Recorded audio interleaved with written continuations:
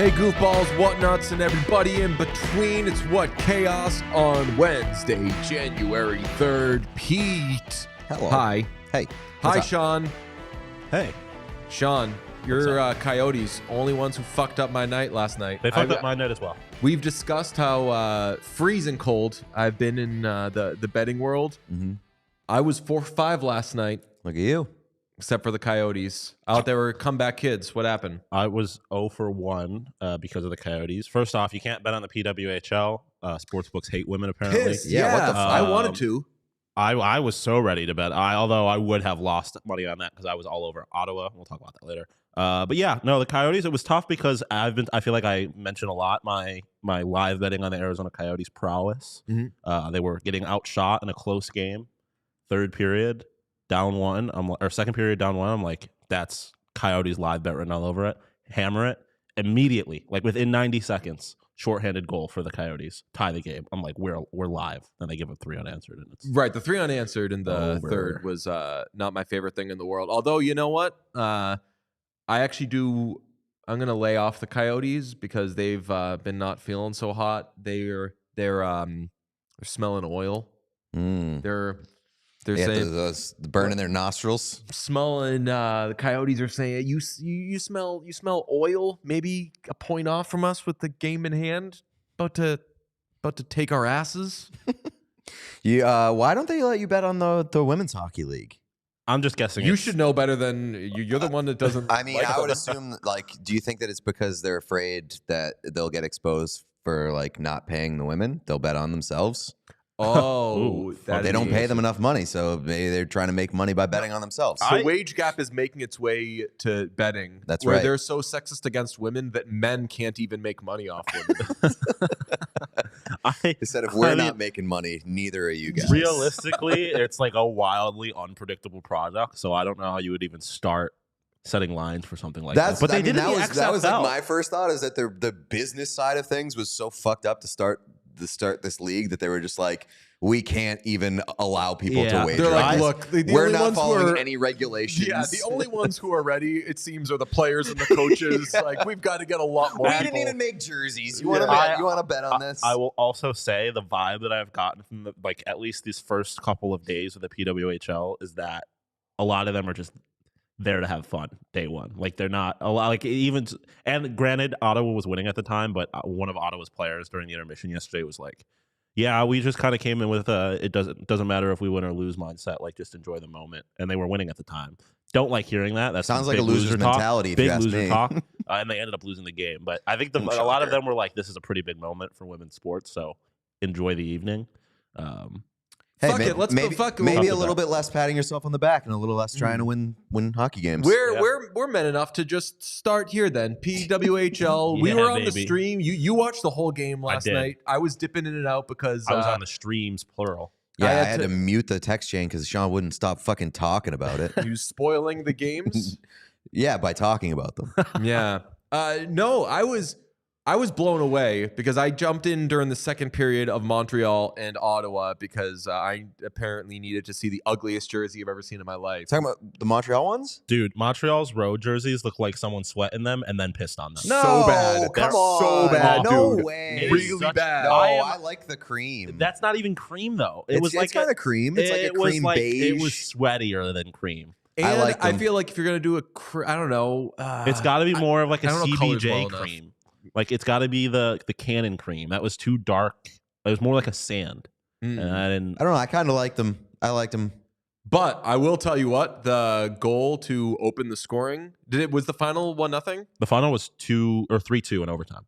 Whoa! Yeah, it was a. You really DJ paid also attention, hates huh? women. No, I mean, I pay attention to women's hockey as much as DJ I pay thinks that attention women to can men's only hockey. score one hockey goal in a game. Yeah. As soon as they score, it's over. I almost tweeted this. I knew I was going to get shit for it though, because if you make any joke about anything, people will be like, "We're just going to assume you're making fun of that thing," even though I wasn't. So my one of my hallmarks is I don't like big saves. I don't like goals. I don't like any. I just want hockey. I don't like any. I don't want stoppages of play. Oh, I scored a goal, so I got to celebrate with my friends. Do that on your own time. I want to see. Didn't we hockey. have a conversation once where it was like, "Oh, your favorite part of hockey is the scoring when they stop the game." Exactly right. The goalie made a sick save. Literally, congrats on doing your only job. Cool, man.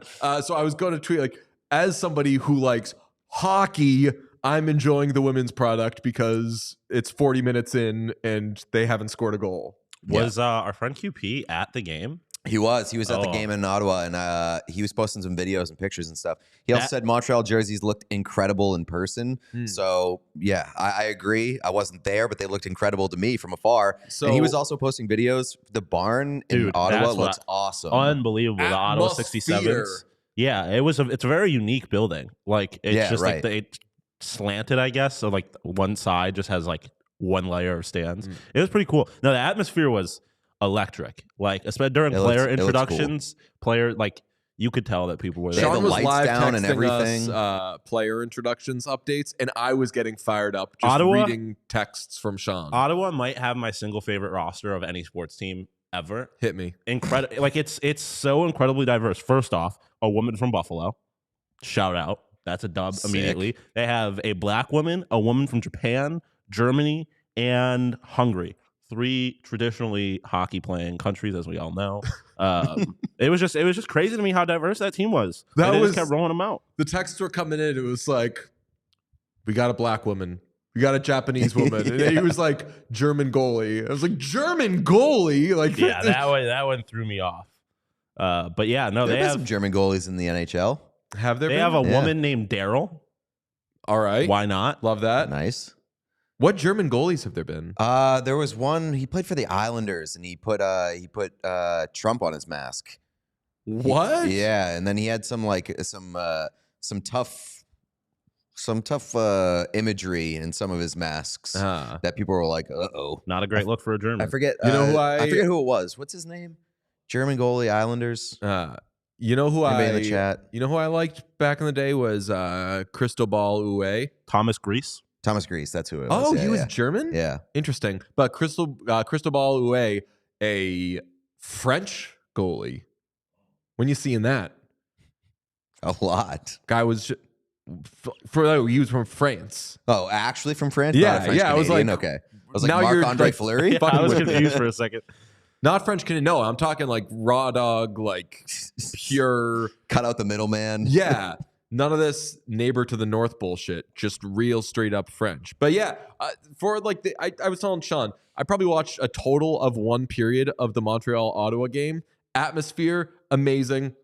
Loved the play. The one goal I saw, I guess, just fucking ripping slap shots, dude, from the fucking dot. Yeah. No, it was just like gonna kill somebody. Love it. I feel like in all the fervor and all that, it gets lost. Like it was pretty good hockey. Like it was solid hockey. Again, obviously it's not going to be the same as watching Connor McDavid. They were physical, but I did not. The women's game is incredibly physical. Somebody put together like a montage of some of the hits that were thrown on day one, and I was like, God damn! And like I don't know, this wasn't like collisions. Like they were throwing hits. Yeah, and like there happened in the first period yesterday, where like after the whistle. Are they allowed to hit now? No. They like checking is illegal, but that was one thing I very much appreciated about the refereeing last night.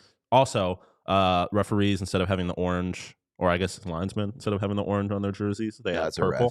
Are they purple? Yeah, purple. Which is dope. But better color. They just like kind of let them play. Like they were being pretty physical, and they just weren't really calm. Like at one point after the whistle, a girl just like was skating past another girl and just kind of just like fucking punched her in the shoulder. And I was just like, hell yeah, man. Like let's do that hockey. I did see a nice exchange. I think the guy's name was Marcus. No offense to Marcus. I don't know if he ended up kind of being the butt of this Twitter exchange. But somebody tweeted like so-and-so scored and then like celebrated with their fiance. Yeah. Unreal. No, it was like the PWHL is awesome because all the players are dating each other. No, it's a different. This was last night. Somebody was like, yeah. They scored and celebrated with their fiance, and the person, a guy responded, I don't think it was hateful. Who knows? It might have been, but he was like, I didn't see her go over to the glass or anything, or like I didn't see like where was her fiance or her husband or whatever, and the person was just like, she's gay, Marcus. It's like, Marcus. Welcome to the existence of gay people, Marcus. Maybe also, if that's what he needs as his entry, let's get Marcus on board. I do have to criticize the PWHL for a couple of things. First off, I don't like that us talking about players being gay reminded you that you have some criticisms. Yeah, of this. I don't. Yeah, exactly. Watch it, Sean. They need to figure out their YouTube stream thing. Like it was. They need to figure out a lot of things. Well, John. there is a lot of things they need to. But a lot of the other, like we were talking about yesterday, like the jerseys and stuff like that. Obviously a problem, but like it is what it is. It's whatever. Like the stream, they started the stream 3 separate times on YouTube yesterday and had it fail, or they started it twice and had it fail and had to start it a third time. Far be it from me to criticize anybody for having technical difficulties. Yeah, you ever try to stream? It's tough.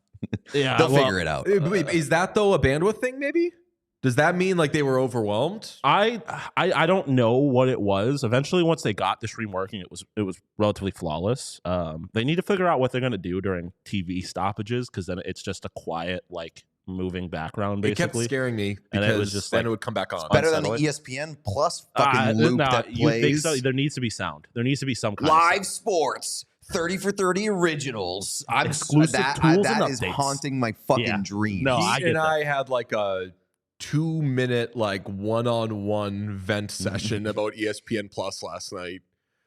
Fuck, man. Like I don't know if I would take that, because I agree with you, Sean. I did not like the quiet, and then it was unsettling coming back, and it freaked me out because I was watching on my computer. I have different tabs going. It was just a mess. What was your other issue? As I was telling you before we went live, I felt bad for him. The PA announcer in Ottawa just so aggressively fumbled the bag near the end of Ottawa's player introduction. What bag did he fumble? Like he just kind of I don't. It's hard to know if it was on him or if he just wasn't provided information or what. But by the time maybe QP, maybe I misheard. He can attest, but like it. Like didn't know the names or didn't have the names or the cities they were from. So it got to the point where like he tried to introduce one player and he just didn't have her first name. And so we kind of just did this weird, awkward, extended version of her last name. And then I believe it was the captain at the very end, like just didn't have the city she was from. So it was very odd. Like it got near the end, you're like, It's day one for him too. Yeah. I would have to assume it's the PA announcer for the 67th. So he was trying to not steal the spotlight. Yeah, he was like, "This is about the women, not about me." So, I like that. He was like, "If I do terrible at my job, then like I'm setting the bar a little bit lower for them, and they can succeed." Yeah, when Pete and I saw the movie Women Talking, after when we were doing our review, Pete began to talk, and that was a no-go for us. Yeah, it was very disrespectful. Respect Pete, it's their turn. A lot of German goalies that we missed. Philip Grubauer, I figured was German just because that name sounds the most German. But we got an active German goalie. Yeah, I also Ole Kolzig. Want to point out that the German goalie doesn't even have the most German name on the team. Like she doesn't even have the most German name amongst the goalies. So the German goalie's name is Sanda Abstreiter, and then the starting goalie last night was Emmerance Moschmeyer. Yeah, would have for sure guessed that was the German goal. Yeah, because at first they put a little stink on it too. The Moschmeyer. Yeah, I don't know if it was like the actual last name or the fact that you said it so angrily that I was like, yeah, that sounds German to me. Abstreiter doesn't necessarily sound German, but Moschmeyer. You can make any last name sound German if you say it angrily. If there's an SH in there. That was my other complaint. Another complaint. I was giving them a lot of love for their pads last night because they all have sick pads. None of the women had custom masks. which is very disappointing to me. Like both the goalies were wearing their Team Canada masks, and there's nothing that makes me more uncomfortable than out of place goalie equipment. Well, I'm very excited to get to this question, probably the hottest question in hockey. What was Nils Hoglander doing last night? Höglander? Hoglander? Höglander. Hoglander? Yeah. I don't think so. Yeah. You do the G? Yeah. Let's get him. Nils Hoglander. Nils. It's not Hoglander. Not to be confused with Hog Handler, a.k.a. John Hamm. Slinging that thing. Nils Hoglander. Höglander, yeah. Hoglander. Anyway, what was Nils Hoglander doing last night against the Senators behind the net, flips the puck over the net, and here there's so many questions off this, and now that we have the picture of it, I'll start with this question.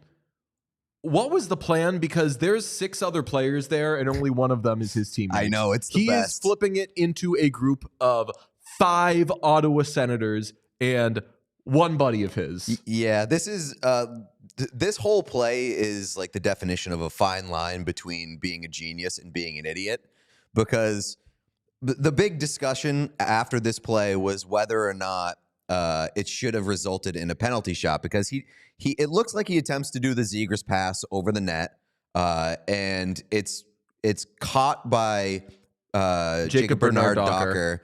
And there was some question as to whether or not he closed his hand on the puck and like carried it to the side a little bit and throws it off to the side, because like he has to, if he like bats it down straight in front of him, it's going in the net. So he kind of had to move it a little bit, but there was question as to whether he closed his hand, and if he did close his hand, does that result in a penalty shot when it's in midair? And so like if that play resulted in a penalty shot, Nils Hoglander would have looked like a genius, an absolute genius. The questions include, was it an attempted Michigan pass sort of thing that could have been batted? Was he trying to bank it off the goalie? Did Hoglander have any idea what he was doing? Was there a plan there? And yes, should it have been a penalty shot because Jacob Bernard Docker did grab it, and push it out of the way in real time? It was just hilarious that he was like, and now for this thing. And another player very easily was like, well, obviously that's not happening. And then just the play continued. The rule says no defending player except the goalkeeper will be permitted to fall on the puck, hold the puck, pick up the puck, or gather the puck into the body or hands when the puck is within the goal crease. So people saw that and they said, well, he's grabbing the puck, holding the puck when it's in the crease. All of the wording and verbiage on this rule generally speaks to the puck being on the ice, or like generally just like above the ice and trying to grab it, slide it out, things like that. There was a play this year, though, where Sean Wotherspoon of the Boston Bruins, there was a mess in front of the net, puck's being flipped into the net, and he just does like makes a glove save, throws it out. Literally tries to throw it over the glass, it looks like. Which, even without any understanding of what the rule could be, in the moment as you're doing that, you're like, this can't be allowed. Yeah, just like a person watching hockey for the first time be like, yeah, you can't do that, right? So that was one of the funniest moments of the NHL that season. ended up being a penalty shot. There was no penalty shot here, and I read a bunch of different, like everything in the rule book that could possibly relate to this.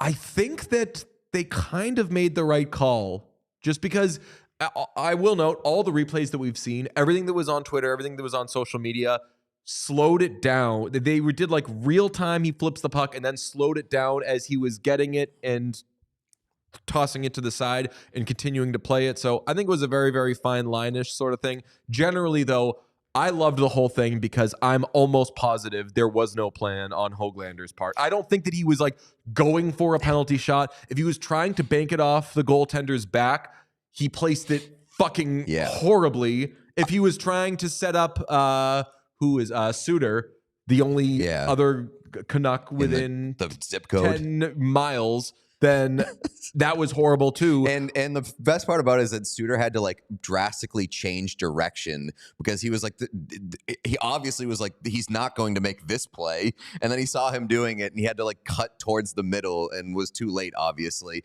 But I mean, great comment from the chat. says, like, to be fair, flipping it into a group of Senators players right in front of the net has a great chance of it ending up in the back of the net, which is fair. But I do think that my guess is that he was trying to bank it off the back of the goalie, and he just completely misjudged it. But I mean, I'm a fan of trying to be creative. I'm a fan of like very broken, hilarious plays. So absolutely respect Nils Hoglander for going for it. I do think that we're probably going to have to get to a point where we add more verbiage and more like specific language into the rule book to like kind of police these sorts of plays, because now like the Michigan and the Zegras type plays where you're behind the net getting creative from below the goal line, like you need more specific rules for what and what isn't allowed defending that. Exactly, because we have not seen the last of this. This is just the tip of the iceberg. They haven't figured out how to do it, but they're trying. You know, when you get the reports, like years ago, it'd be like terrorists tried to do this and it got shut down or whatever. And you're like, fuck, they didn't do it. But they're trying and they're working on it. This dummy fucking didn't score a goal off that. But the hockey players are thinking, what can we do with flipping the puck? It's just the tip of the iceberg. We're a Michigan league now. The players are constantly coming up with, how can we do weird shit from behind the net? So I agree. You're going to have to put some when it's in the air, when it's here, above the crossbar, all these things. Think of every possible machination of this because they're trying it. Although maybe Höglander after the game was just like, I don't know. You ever heard of YOLO? I think that was kind of his vibe. Like I think it was just like, fuck it, puck's on net. Höglander, yeah, get it in there, see what happens. Also, Trevor Zegras ruined the NHL ? Like Trevor Zegras basically did that and the Michigan, and then got on the cover of NHL. Yeah, I mean, like he deserved it. He was fucking creative as hell, and he nailed it. I'm just saying, like in a Steph Curry ruins basketball kind of way. Now everyone just wants to. No one wants to get to the hard places. He ruined the NHL video game because now you can do Michigans with one button, and so like. That's what the Höglander play reminded me of. It's like now if you play any online game in NHL, you'll at least see some dumbass trying to pull a Michigan where he shouldn't, or like the over the back pass where he shouldn't. And I just felt maybe Höglander's playing too much NHL. Also, I was gonna say, how is nobody from the Blue Jackets nailed to Michigan because they have the most heavy Michigan team in the world? But Kent Johnson hit like the sickest Michigan of like the last 5 years last year. His Michigan last year was nasty. Although I think they would probably get quite upset with you for calling it the Michigan. Like there's no way. No, like half their team is from Michigan. No, but like Columbus, the Blue Jackets would never. I guarantee you, the Blue Jackets. Yeah, but the Blue Jackets clearly love the University of Michigan. Who did they have at the game last night? Who did they host last night? They hosted 2 alums of Ohio State and a bunch of current Ohio State players. No, they had like the entire Ohio State team was there last night. I guarantee you that if a Blue Jackets player scored the Michigan, they would not at any point refer to it as a Michigan as a team. They would tweet out Adam Fantilli scored out KJ a lacrosse style goal, or they would do the Michigan and then they would put the X over the M. Like I guarantee it. Columbus does not fuck around with their hatred of Michigan. With the exception of Adam Fantilli and such. I will say, I'm trying to find it. Cole Sillinger had some outrageous stick work last night. That guy's so good. It was crazy. They have. I wanted to quote tweet it with Tate McRae lyrics very badly, but I didn't. Don't do. I couldn't think. DJ of Bean voice. I like their roster. Shut the fuck up. I like their roster. Do you guys see the? I mean, I don't like their roster currently because like half of it is in the hospital. They have so many guys that are hurt. I felt bad. The Bruins kind of shit on them last night. Well, Connor McDavid is... Speaking of shitting on. Yeah, Connor McDavid gets his 900th point last night. About 5 minutes later, I thought he was going to get his 1,000th point last night. That guy is outrageous. He has 40 points in his last 19 games. He could get to 1,000 this year if he wanted to. Do you remember when I bet on him to win the Hart in like the first 2 weeks of the season because he like wasn't playing well, and I was like, it's still Connor McDavid, and he has plus odds to win the Hart Trophy. I think it was like plus 240 or something, and so that is looking like an incredible bet. Hope you jumped on that with me. 5-point night last night, a goal, 4 assists, and like that doesn't even do it justice. Go watch the tape of what McDavid did last night. Absolutely insane against the Philadelphia Flyers. Yep. 5th quickest player to 900 points. Only Wayne Gretzky, Mario Lemieux, Mike Bossy, and Peter Stastny. Fuck yeah, I just saw the notes. I wanted to see if you would do it. I updated Pete's notes. You threw in and Connor Bedard have done it faster. That's so good. I really wanted you to say that. So we have a shared doc. That's us revealing that we have a shared doc for our notes for the show. Yeah, Gretzky, Lemieux, Bossy, Stastny, not and Bedard. And Bedard. Yeah. He has... Season's young, baby. Connor McDavid, at 26 years old, has more career points than a lot of players that you and I both consider like fucking awesome career NHL players. You've got Brad Marchand. Connor McDavid has more points than Brad Marchand at 26 years old. Corey Perry, Jonathan Toews, Peter Forsberg. That name was like, that stunned me. Yeah. Forsberg, Ilya Kovalchuk, Zach Parise, Eric Lindros. Like, more than all those guys. And it's crazy that Connor McDavid is still 26 years old. Why does that list start with Ray Ferraro? I don't know. That's like the least surprising one on the list. No. If you told me Ray Ferraro had like 100 or like 150, 200 career points, I'd be like, yeah, sure, whatever. I remember him being really good. Like, not... I don't really remember Ray Ferraro playing. This, what a stray, this poor guy... This lovely man. I love Ray Ferraro. I think he's great, but I just I don't really remember him. Do you know how many career points he had? No. 898. Really? Yeah. Okay, good for him. I mean, I feel like so that's good, but when he was doing NHL commentary for the NHL video games, he would just constantly talk about how much he fucking sucked. Right, I was gonna say Ray Ferraro never had. He had 3. He's just very He had 3 70-point seasons. Not a big plus-minus guy, but he's a career minus 104. I guess the thing with that is he played seasons? fucking forever. Yeah. Would he play like 20 years? He played from 84 to 2002. Or 102. Man. Hell yeah. Yeah, Congrats, so Connor Ray McDavid Ferraro. way fucking better than Ray Ferraro. Oh, yeah. Eat one, Ray. Half of the teams he played for don't exist. Yeah, I played for the Whalers. He definitely played for the Thrashers, right? He played for the Whalers and the Thrashers, yeah. Nice. Man. So, in conclusion, Connor McDavid, I'm not speaking for you two, but I say better than Ray Ferraro. Marchand is the one on there that like stuns me because Marchand is almost 10 years older than him. And he's still going. And like has been doing it at like getting 100-point seasons, going fucking crazy. Like, I don't know what else Brad Marchand could have been doing these last few years. Yeah, but like Marchand wasn't getting 100-point seasons for like extended periods of time. He was a relatively sprinkled them in. Late-ish bloomer. I caught a lot of shit from Bruins fans. I remember. Let me see. Also worth noting and remembering that Brad Marchand didn't get on the power play until he was like 28 years old. Brad 29 Marchand years old. has one 100-point season. All right, so 2018, 2019. But he's probably got an 80 and a 90. He's got the 2 years before that were both 85. After that, he went 87, 69, 80, 67. He's got 33 right now. So I remember what year would it have been? McDavid just barely better than Ray Ferraro.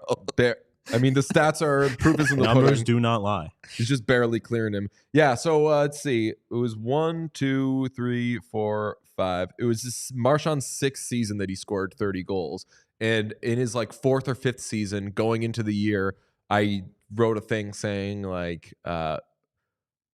basically how has Brad Marchand not scored 30 goals in a season? As if to say like this guy's really good. Not that like he's failing or underachieving or whatever. Idiot. Just like it's kind of wild that like this guy isn't a regular 30-goal scorer. And Bruins fans got so mad at me because they thought that I was like slagging him and saying like, oh, because he doesn't score 30 goals, he's not good. And I was like, no, like this guy is fucking awesome, and he plays with Patrice Bergeron. Seems like you didn't eloquently get your point across. No, I believed because I talked to Bergeron about it. I talked to Marchand about it. Like everybody knew the point that was being made. They just saw the headline. They didn't click. They didn't read. Seems like a lot of deflecting blame, if you ask me. No. But yeah, McDavid, nasty. I made the mistake of trying to watch a team other than the Oilers last night. I I watched a lot of the Avalanche Islanders game, which ended up being a good game and had an exciting finish. But you were texting me about the Oilers game because I assume you assumed that I was watching because we always watch. Well, I knew I process of elimination. You weren't watching a women's game. Nope. So then I was looking at what other games were happening. And then by the time I tuned in, like most of the action had already happened, and I missed a bunch of the McDavid goodies. And the game was over. It was the Oilers kind of smoked them, and I will not make that mistake again. I'm gonna find a way to always have the Oilers on my TV. The Oilers, I know we talk about them a lot, but the Oilers are legitimately like a treat. They are a treat for hockey fans. They're just like the most fucking electric team. They had everything going last night. You got like a Draisaitl clapper. You had McDavid putting on a show. It was the Nuge double dipping. I know. Amazing. Good for him. Sean and I were talking. People were mad that when there's obviously a lot of like best on best lists coming up these days, and there's discourse about should Zach Hyman be on any sort of Canada roster. People getting mad about that, of just like, oh, cool, Connor McDavid, but it's like, who else skating? I don't know if anybody else skating next to Connor McDavid is going to be able to score like Zach Hyman is, because you're like putting people out of their depths, right? I mean, yeah, you may as well, if you know that it works, just go with it. I do like that McDavid's 900th point came on an absurd pass and Zach Hyman scoring on the step. I mean, that's the only way Zach Hyman's going to score. I know, but I love it. Like, I love that that's like that classic Oilers goal ended up with McDavid getting 900 points. You know what I love? Game time. You love shooting your wad.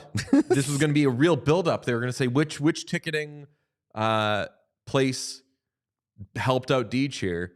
No, it would be game time because there's only one. There's only one that matters, and it's game time. I was just racking my brain. Sean and I were going to see the Boston Bruins take on the Buffalo Sabres. Sabres won 3-1 up the Burrs. Got a great pick of Sean, waving goodbye to everybody as they were leaving. It was such an amazing experience, and it almost didn't happen because we were trying to find tickets. It was getting to crunch time. Wasn't finding the deals that we wanted. It was really tough. Plus, we wanted to get some primo, great seats. We ended up checking out Game Time. Problem was solved immediately. Guess who's going to the Bruins game tomorrow on behalf of Game Time? Really? Boston Garden Society premium tickets. Wow. From the boys at Game Time. Seeing the Boston Bruins face off against the Pittsburgh Penguins. Those old ass motherfuckers. You notice he said the boys at Game Time. Yeah. Not the girls, not the women. What? Jeez, crazy. With killer last minute deals, all in prices, views from your seat, and their best price guarantee, Game Time takes the guesswork out of buying tickets, and that's just what happened. We had an amazing time. We knew when we were locking in the seats, all right, this is the row. Okay, here's how it looks from here. It was amazing. So jump on Game Time. They got a killer app, really easy to use. Their website also super intuitive. Use code CHAOS for $20 off. That is code CHAOS for $20 off. Game Time. It's a good time. Julie in the chat makes a good point. Putting Hyman on the Canada roster would be like putting Chris Kunitz on to help play with Crosby. That was the comparison that people were making. Yeah. They were like, Zach Hyman is now the like friend of the best player. Nothing wrong with that. If it works, then it Right. works. Like, I mean, think of other like amazing players who are used to, whether you're like moving a center to wing or taking somebody who is used to like being the focal point of their line, even like a fucking David Pastrnak type or whatever. Zach Hyman is like McDavid, does the stuff, I finish it off. Other people might want the puck on their stick a little more. And I don't know when we had this conversation, but we had it recently. Maybe it was with Werenski, but like there is something to be said about a player that can play with McDavid, because a lot of the times there's a false belief that anybody can play with a great player. But like if you're playing with a McDavid, you need to be able to keep up with him. You need to be able to both think the game and literally physically keep up with a guy like that.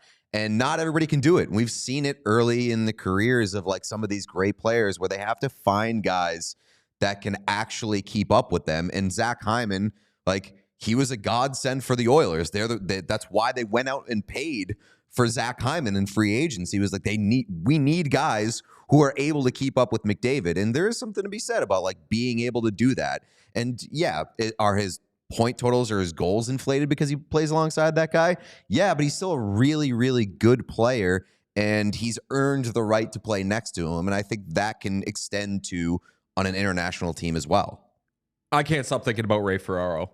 I can't stop thinking about him being at the top of that list. I pulled up the NHL.com/stats. Just going to go through some current players, better or worse than Ray Ferraro, okay?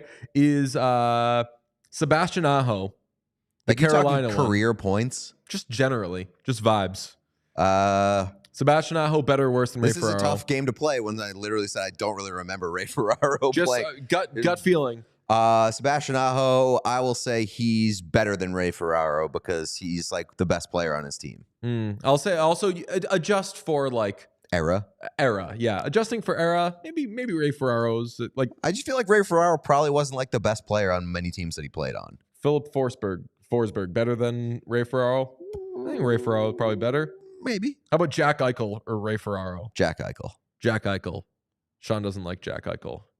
Jack Eichel's a hell of a player, man. He's a good player, Sean. Oh, he's amazing, and I loved watching him play for the Buffalo Sabres. But when did that happen? Like, I actually think Jack Eichel's a much better player than I ever thought he would become, which is kind of crazy. I think he's a much more well-rounded player. I thought he was going to be like a top 20 player in the NHL. Just like offensively? Yeah. I figured that he was just going to be like an offensive guy and kind of like a liability in his own end. He's become like a legitimate, unbelievable two-way player. He's found himself. For the record, I don't really think Jack Eichel did anything wrong, but he disagreed with my franchise, and I'm always going to be loyal to the Sabres. He proved to be right. Like, no, he 100% proved to be right. But I don't think you should be allowed to hate him anymore. You should be mad at your team. I think he probably hates Buffalo, so I have to hate him. I mean, I'd hate Buffalo too if I was Jack Eichel. Listen, I don't think it's that ridiculous that a franchise didn't want their star player to have a surgery that no one had ever had before. I get that it worked out for Vegas, but it ultimately was a big risk for them. And I don't think that that's that ridiculous of a stance, especially for a franchise like Buffalo who doesn't have shit going for them. I think it's probably best for everybody because I don't think Jack Eichel would have learned to play defense if he stayed in Buffalo. The Sabres are a significantly better team now than they should. You know what they should do? Trade. They should trade for Jack Eichel, and he'll come back to Buffalo and bring the defensive things that he's learned in Vegas. And he would also bring a little bit of that fuck you. Like, I think he would be like, I think he would score goals and then like at home, like he was on the road and just be like, hand up to the ear, like where are you now? Could Jack Eichel instill winning culture in Buffalo? I love this. Go out and get a guy. The greatest. Go out and get a guy who's done it, who's won before. Stanley Cup. Who has some ties, people forget some ties to the city. Does Jack Eichel. Mm-hmm. Why don't you get Jack Eichel? He'll play angry. He'll bring defensive structure. He'll bring leadership, Stanley Cup pedigree. The Buffalo Sabres could use a guy like Jack Eichel. Who is the perfect Buffalo Sabre? I say it's Jack Eichel. I say it's Jack Eichel. You want to talk about Nathan McKinnon, better or worse than Ray Ferraro? A million times so much better. Suck it. Nathan McKinnon, somehow might be underrated. Nathan McKinnon is unbelievable. He hasn't won a Hart Trophy.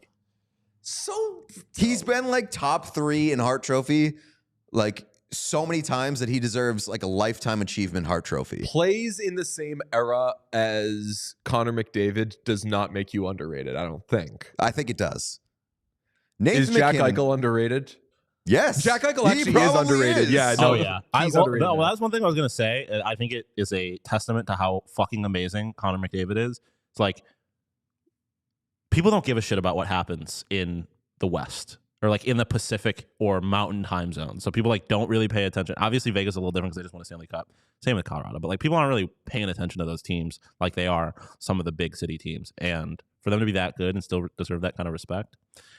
We have the like the second best player in the world thing that we want to start firing up at some point. And we've had this discussion off podcast many times. Like, who's the second best player in the world? For right years, now? we've been arguing like Draisaitl versus McKinnon. Right. Yeah. And I think that Nathan McKinnon is constantly in the conversation of like second best player in the world. And I don't think he gets that kind of cred. Maybe I'm wrong. But Nathan McKinnon is we'll one of my... ask Elliot Freeman and Jeff Merrick because they probably do this segment on their podcast. How often does... I mean, I think the problem is that people don't ever have the who's the second best player in the world conversation. Like only us. Yeah, like only exactly. Welcome to us. I love Nathan McKinnon so much because the way that he plays is so much different from like a Connor McDavid, a Connor Bedard, guys that we constantly talk about as like, holy shit, they just like they look like they're playing a different sport because they make it look so easy, make it look so smooth, so fluid. Nathan McKinnon does none of that shit. He doesn't make anything look easy. He makes everything look like the most difficult thing in the world. He's the most violent player in the NHL in terms of like his play style. He scored last night in overtime, the game winner, and it was the angriest fucking one-timer you've ever seen in your life. And that's why I love Nathan McKinnon so much, is that like Steve Dangle actually quote tweeted like the video that I posted last night, and it was like Nathan McKinnon shoots pucks like he fucking hates them. And it's so true. But he also like he shoots angrily, he skates angrily, he looks angry all the time. Like between the second that Zach the puck Werenski could never. Yeah, exactly. He's the exact opposite of a Zach Werenski who's like gets criticized for not looking like he's trying hard enough. Nathan McKinnon like looks like he hates his fucking job. Like hockey's gonna kill him. Yeah. He shows up to work and he's like, fucking hate this shit. Get me out of here. And it's the best. I love that. I feel like for every guy that enters the league and makes things look easy, there should be a guy on the opposite end like Nathan McKinnon who just looks like he hates his life. And not in a Quinn Hughes hates his life kind of way, where it just looks like he's tired of this shit and exhausted and mentally beaten down. Nathan McKinnon looks like he actively hates playing hockey. And not like in a Chara way where like I'm going to push myself to the limit just to see how far I can go. He's just always at his limit. And I love that. Keep going through like, you know how when you drive your car and you like push the pedal to the metal and like that whatever that gear fucking meter? No, we're not Pete, car I don't guys. drive drunk. Shut the fuck up. Like the gear odometer thing, like when you're like literally hitting the top speed or top gear or whatever, and it just like shakes. Yeah. I feel like when Nathan McKinnon gets a full head of speed on the ice, it's just like all I can hear are like pots and pans clanging around like he's in a food truck that's like basically falling apart. Yeah. That's Nathan McKinnon's play style. Hell yeah. Love it. That was a great little, it wasn't a rant, but that was like your version of like a cowherd thing. Where you're just like, give me the ball for a minute. I'm going to like that. Sean, that's a reel, right? Sure. Nathan McKinnon. Is Nathan McKinnon the angriest hockey player? Sure. RPM. Car guys in the chat. Yes, it is RPM. We don't drive drunk, so keep that, keep all that stuff to yourselves. It's actually a DUI. Also, I love the idea of naming the second best player. Yeah, in the so world trophy, somebody, the Ray Ferraro trophy. I was going to say that. So somebody in the chat said Hart Trophy, best player in the world. Ray Ferraro Trophy, second best player in the world. Hell yes. Love that. Who is the Ray Ferraro of hockey? We should have Ray Ferraro on to discuss that. And it'll just be like, what? What are you guys talking? I mean, you know, my son Landon played in the NHL. Yes. Just like, yeah, no, Landon, great guy. We're talking about second best player in the world, though. I love that. I have a question as we get to our 3 stars. Is Wayne Gretzky having a moment?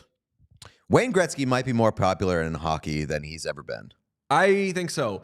We had the Isaiah Thomas thing at the Winter Classic, which was amazing because Isaiah Thomas is like, that's Gretzky. That's like Jordan. He just kept saying, he's like, that's like Jordan, bro. He was psyched to meet Wayne Gretzky. I do have to point out, he tweeted like, I got to meet Wayne Gretzky, and he knew who I was. And there was a video of him meeting Wayne Gretzky. And I'll tell you who didn't look like he knew who Isaiah Thomas was. Wayne Gretzky. I might have missed, they might have cut that part of the video out, but it didn't look like he knew who he was talking to. Wayne Gretzky had some I'm not really comparing the two. It's just that I recently rewatched The Sopranos, but like in later seasons of The Sopranos, when people go to talk to Junior, and he's just like, and like some like dementia's set in. In fairness, Wayne Gretzky does have like a little bit of not knowing who he's talking to whenever he's talking to anybody, even when he's on TV with like the panel that he's on TV with once or twice a week, every week. It looks like he's a little just out there. I was going to say, someone definitely told him, is like, this is Isaiah Thomas. And he's like, oh, you look like way younger than I thought. I remember watching you on the Pistons. That would be incredible. And like Wayne's like, we met back at we were playing in Detroit against the Red Wings, and we went out. I had a game the next day, but you and I went out for pizza, if you remember. He just kept calling him a bad boy, and new IT was like, "What are you? Oh my god, yeah, cool." The best sure. part is though, if he was like, "Yeah, you played for the Pistons," Isaiah Thomas at this point has to be like, "Yeah, I think I probably did for like a half a season. Like I played for every team. Yeah, I think I did play for them for a little bit, but yeah, it was for sure big. Like, yeah, cool. Nice. Who are you? I had some. Friend of the podcast, a listener to the podcast. I was at a hockey store recently. Came up and was like, "Hey, killing it with the show. Keep it going, man." And I was like, "I know that we've met before, right?" And he was like, "We've met like 5 times." And I was like, shit, tell me your name again and everything. And I didn't want to do, I could have just done the like, thanks, man thing. I did make it a lot more awkward by being like, give me your name. Give me all this. It was good. We got to have like a more real conversation as a result. Wayne Gretzky could never. He was just like, hey, cool, hey, man. Fella. You like sports?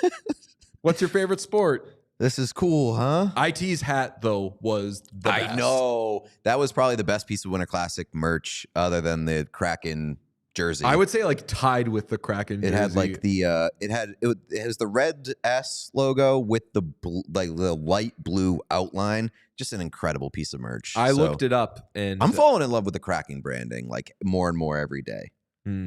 Somebody just said DJ low-key drinking Treehouse on the stream. No, he's not. Now he is.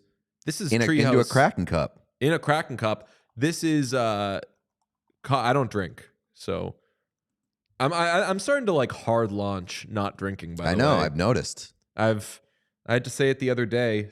Be like, oh, with Nick Alberga. Yeah. So he was like, New Year's, you know how it is, and I was like, I used to know how it is. I'll drink again at some point in my life. I hope so, because that's those are some of our funnest moments. Just sitting at a bar watching sports. A lot cooler, yeah. You're a lot cooler when you drink. Not even. It's just like, I like going to bars, and you don't necessarily have to drink when you. I still go to bars. Yeah, that's true. I still like live at bars. Wayne Gretzky had a moment because last night he was mingling with another hockey icon, Chad Kroger. That's right, Chad Kroger in a fantastic cardigan at the Canucks Senators game last night. Somebody in the chat also mentioned this was a really missed opportunity for us to do the look at this photograph with the still images of Höglander. I don't know if it ever happens. I want to have Chad Kroger on so badly. Sean? I was going to say, is Chad Kroger allowed to grab Wayne Gretzky's arm? Yeah, it looks like they're real chummy. They do look very chummy, but also, I mean, Chad looks way chummier than Wayne. Yeah, he's doing he's really, really happy to be sitting next to Wayne Gretzky kind of thing. That's strong fanboy behavior. Yeah. That is so cute, though. Like Wayne Gretzky's enjoying it. Wayne Gretzky looks like he's just holding court because he's Wayne Gretzky and he has to do that whenever he's in public. And Chad Kroger was just like, I think Wayne's having a real good time. Oh, no. I think he is, but I think he's doing a lot of he's turning around. He's playing to the crowd. And Chad's like, this is my best friend. Chad's giddy. That's the word I would describe. He is giddy. Those seats do look nice, by the way. Those are like a little wider and nicer. One of my favorite, Gretzky has no idea who he is. That would be the best. It was like, oh, you're Danny Ainge, right? He just thinks that everybody is like an 80s basketball player.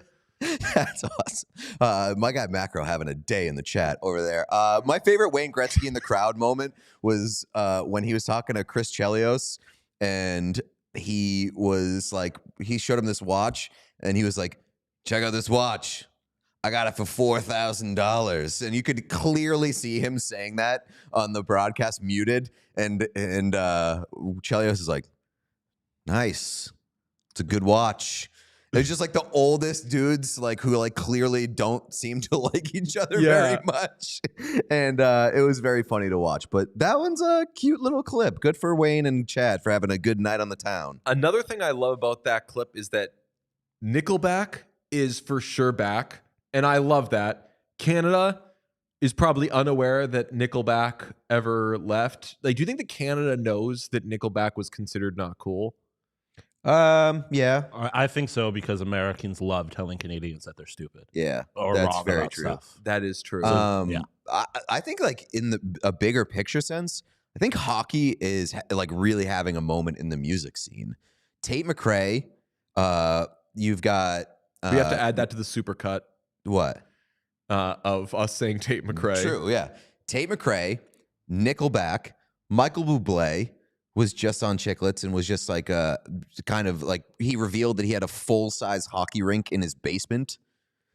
Bublé from doing like hockey. the Barstool tour really scored points in my eyes. He's Same. like his stonks went way up for me. He has a big like could hang out with that guy and just talk shop. Right. Yeah, like he's with the boys guy in a non broy SpongeBob font toxic kind of way where just like he just likes friendship. Yeah. And I think that's really neat. I also think that like the boys having a moment. The boys are kind of having a moment. Zach Werenski brought it back because we asked them we were like Michigan seemed like it was big the boys. Yeah. And the PWHL is trying to ruin it.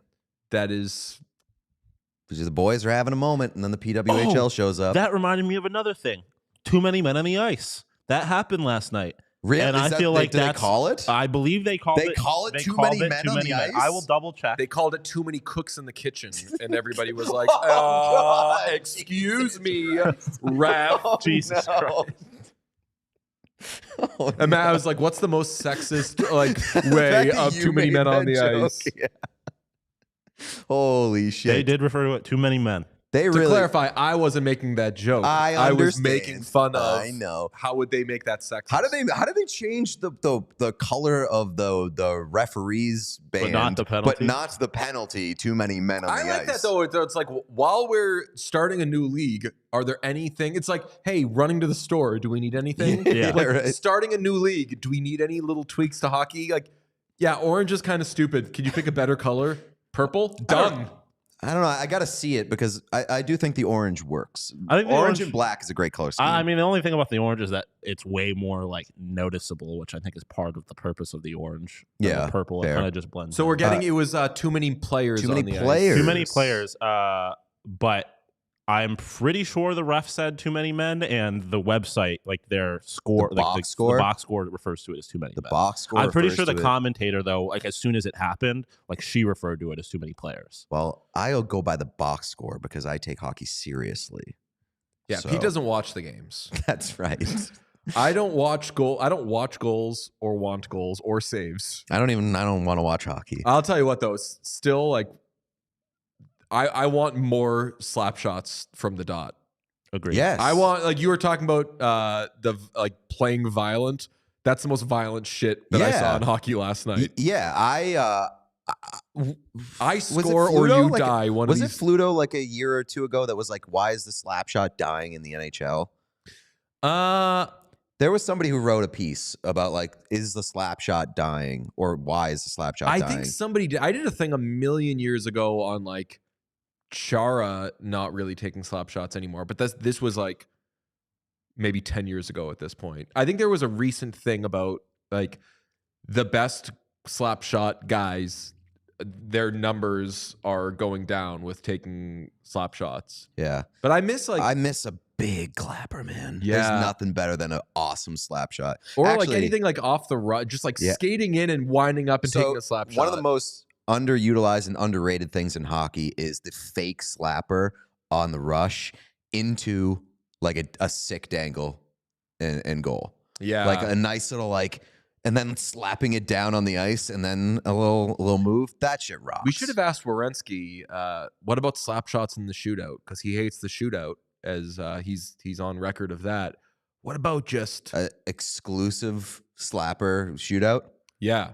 I mean, those were when the shootout first started happening, those were some of the great moments where I think Chara did it, right? Yep. You just skated in and like killed a guy. It would be very cool if you change the shootout rules to do like repeat shooters, and there was just some dude who had like TJ Oshie. Yeah, but like somebody did that, but was just clapper every time.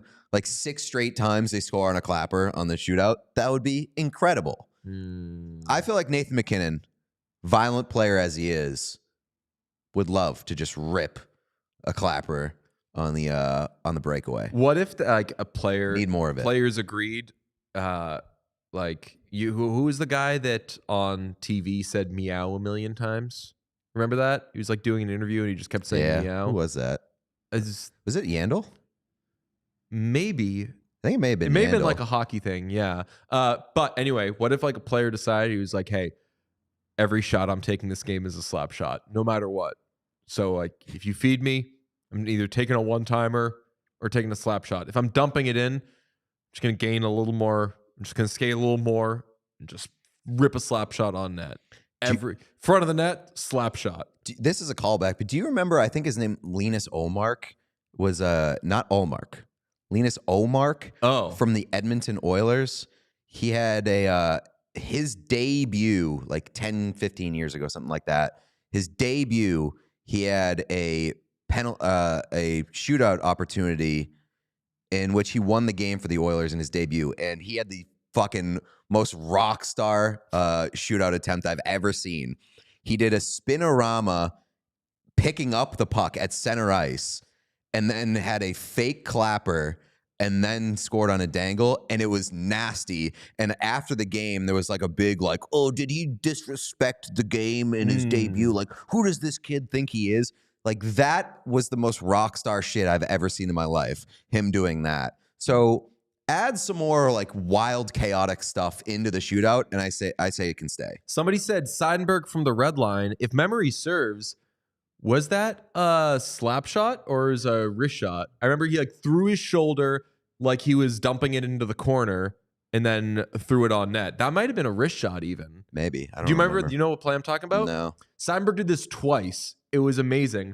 He would, if he had from the puck, center line? What's that? From the center line? Right. So it was like he was just dumping it in.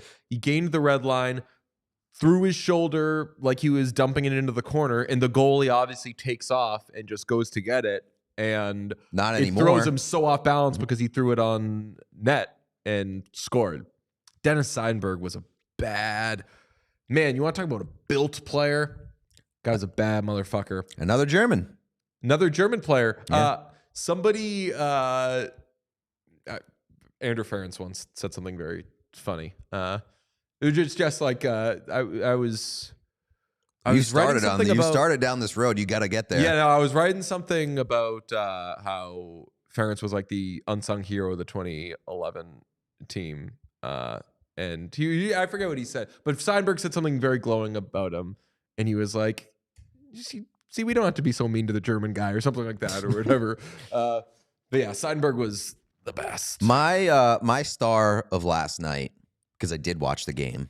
For your information, I watched the Sharks and Red Wings late last night, and I think that the best TV jersey matchup in the entire NHL, Sharks home jerseys, the full teal versus the Red Wings away jerseys, which are some of the nicest, maybe the nicest jersey in all of hockey. Those two together, for some reason, I'm not saying that like the Sharks jersey is the best jersey in the league and the Wings jersey the best jersey in the league, but like on TV, those two, it was the most aesthetically pleasing jersey matchup that I can recall in a long, long time. So that's my star of the night, Sharks Red Wings jersey matchup. Better than Ottawa Montreal. Better than Ottawa Montreal. PWHL? Yeah. Don't care. You were the only one riding for the Montreal jersey. Yeah. I do like the jersey. I do. I hate it. I think the best jersey combo of all time is, I think you mentioned it either yesterday or the day before, the Winter Classic, Toronto, Detroit, I think, right? Yeah, that was a specialty jersey. Well, yeah, I know. That was the most aesthetically pleasing Winter Classic for sure. Yeah, I mean, I also think just prime colors in general versus prime colors, so like a Toronto versus Detroit is always going to be iconic. But check out this nerd talking about prime colors. That you know that prime Red colors? Wings, primary colors. Primary colors. Prime that's right. numbers, primary colors. That Red Wings T-shirt that you're wearing is incredible, It's and incredible. I'm pissed because I try to be the Red Wings merch guy in this relationship, and that might be better than any Red Wings thing I own.